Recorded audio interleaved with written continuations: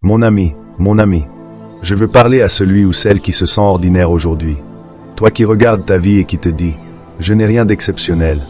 Mon histoire est simple, parfois même brisée, remplie de chapitres que je préférerais cacher.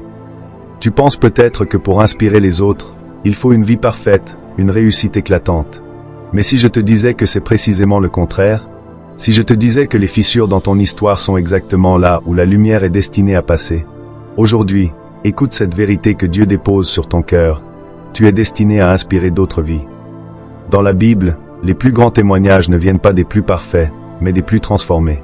Pense à cette femme samaritaine, au bord du puits, que nous rencontrons dans l'évangile de Jean, au chapitre 4. Elle vivait dans la honte, une paria sociale qui venait puiser de l'eau à l'heure la plus chaude pour éviter les regards accusateurs.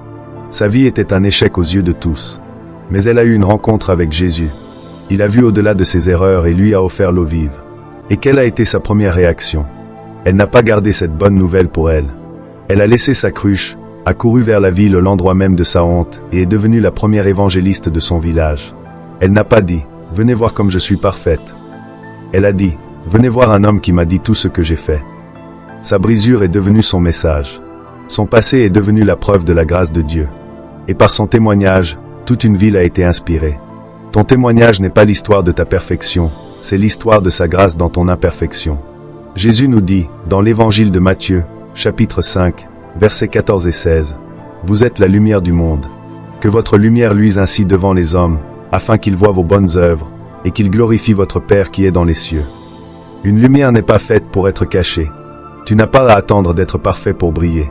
La manière dont tu as traversé cette épreuve, la paix que Dieu te donne au milieu de la tempête, le pardon que tu as offert quand on t'a blessé, c'est cela, ta lumière.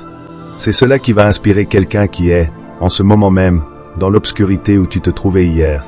Ne sous-estime jamais l'impact de ton histoire. Ce que tu as traversé n'était pas juste pour toi. C'était une préparation. Ta vie est une lampe, et Dieu est sur le point de l'allumer pour éclairer le chemin de quelqu'un d'autre.